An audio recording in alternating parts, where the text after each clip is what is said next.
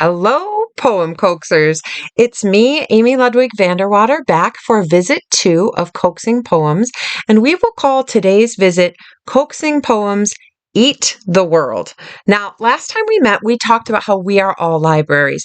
And of course, we are not really libraries, we're humans. And of course, I don't really want you to eat the whole world today, but we're going to talk about this idea of eating the world in that we can find poems not only inside of the libraries that are us, but outside anywhere in the world. And I have a few things to share with you from wise poets I know and don't know but admire. And one is Sarah Holbrook. And Sarah Holbrook has written many wonderful poems. And something she said to me once is this: many people talk about writing their poems from the inside out, but I often write my poems from the outside in. I always seem to start with an image. And so Sarah talks about how she finds inspiration in the world, what she sees, what she takes in. And we'll call that eating. It's like eating with our eyes, eating with our ears, eating with our noses, eating with our mouths. Gretchen Burnaby, who wrote many wonderful books, one called The Story of My Thinking. In that one, she says that when we write something, a story particularly, often or also opinion pieces, we write about our experiences, what has happened to us, and our beliefs about our experiences or our thinking. And these two together give us our writing. David McCord, who is someone I never got to meet when he was alive, he wrote that a teacher once suggested he find 3 beautiful things each day.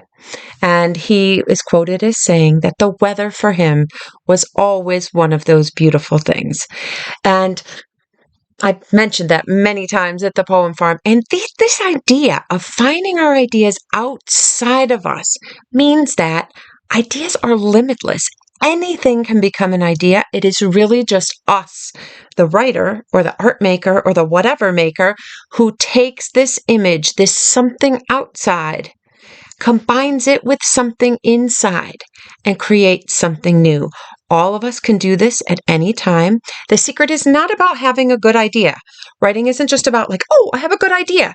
It's what do I make about anything? How do I take any old thing and make it into something? So today, what I would like to encourage you to do, you have lots and lots of choices, but is to find an idea outside of you, but something in your presence now. So I was just inside my house and I was looking around and I saw we have a wood stove because it's very cold here in Western New York and we burn wood for heat. And so I have a piece of wood here. I was looking at the wood pile. I stack a lot of wood and bring a lot of wood inside. And I was watching the wood burn in the wood stove. And you can watch the other little video at the Poem Farm that I have about this. And I was watching it burn and watching it crackle and just thinking about how not so very long ago, this log was part of a tree, right? This log was part of a tree. It still is part of a tree, but we can't see the whole tree. And I was watching the orange flames dance up from it. And I wrote in my notebook. I want to show it to you actually before I read it to you so you can see how much crossing out I do. Look at that. It's more cross out than writing. And I'll be lucky if I can read it to you. But it will be at the Poem Farm all typed up. I'll hold it while I read it. Winter log's memory. When the log in the wood stove explodes into flames, it remembers the before times, having orange hands, hundreds of fluttering orange hands, and waving to children, riding small bicycles, tossing them acorns for luck. I'm listening to the log to see if it has any other poems to tell me. See, poems are inside of everything, and we just have to be the ones who find them, right? We just dig them up. Naomi Shihab Nye talks about living our lives in ways that let us find poems. And So it's how we look and how we experience. Now, if you were at my house with me looking at this piece of wood and that stack of wood and that wood pile, or if I had been writing on a different day, I probably would write something different. You probably would write something different because it's what we bring to that moment. But the trust within that just as we have libraries inside of us, any one of us is a magician that can eat the world and bring out a poem in some way. So, how might we do this? Well, one, we can look around wherever we are and see what is with us, what is near us. I can look at this scarf I'm wearing and think about my friend Muna, who gave it to me.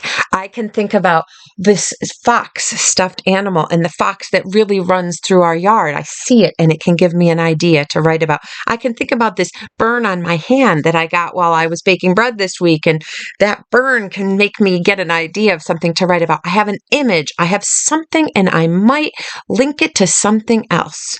Now, in my poem, we talked last visit about how during this series, we aren't writing poems that rhyme, but you will notice in this poem a little bit of repetition and something we poets call personification, which is where we make an inanimate, a not living object do something that living things do, that people do. Or it could be like I make a fox do something people do, making a non-person person-like. So, does a log in a wood stove truly remember waving its orange leaves? Probably not. But can I imagine so? Yes. So this idea, this poem, the idea I found outside of me by eating the world and making something new. Another way I can do this is I can just pick up a book. This is the book Joyful by Ingrid Fetterly, a book I love, and I can open it up to any page. I'm not looking. I've done this before. Point to a word, and I got the word they. So I could go with that or I could not go with that. Let's say I'll try it. It seems like a challenge, right? So I take my notebook here, open to a new page, and I'll start with they. They were the kittens we found. We have found kittens here. They were the ice cream makers. These are different theys. The kittens did not make ice cream. They planted trees. I don't know who these theys are. I have no idea where they're coming from. I'm just starting with the word they. I am going to do that thing where I close my eyes. It helps me a lot.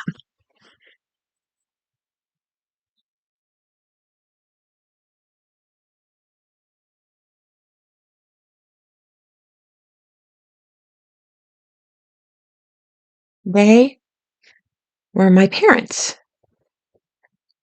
and I lived with them.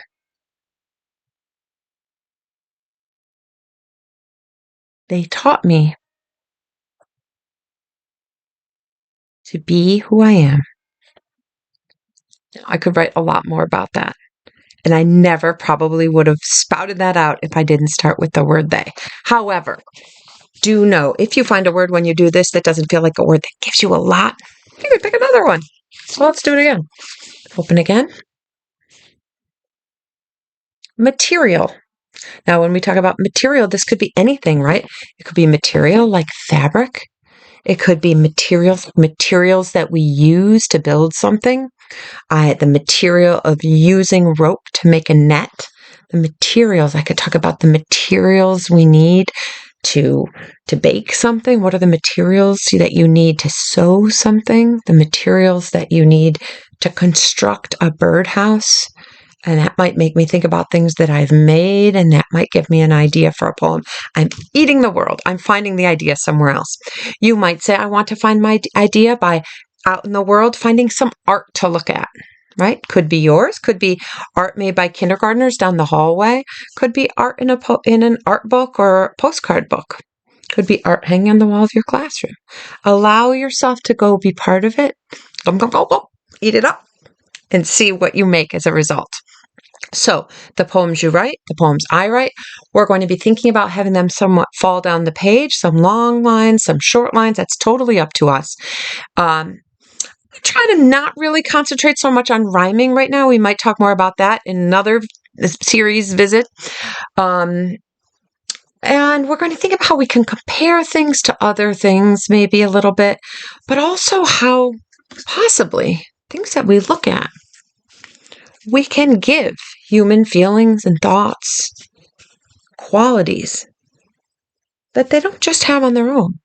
They have them because what we do as writers and makers is there's something outside of us, and there's us, and there's a space between. And this space between, we make newness. So I'm Amy, and I've been around here for a while. But today, when I looked at this log, and I felt the space between me and this log, I made a poem, a small poem, that connected me to this log in this, that was only empty space. So see what is around you in the world that you can eat and create something in the space between you and it. And I won't be surprised if you're surprised by what you find. So thank you for joining me here once again at the Poem Farm, here in gratitude. This is Visit 2, Eat the World, Coaxing Poems, Eat the World. And maybe I'll see you next week. And take good care and happy writing.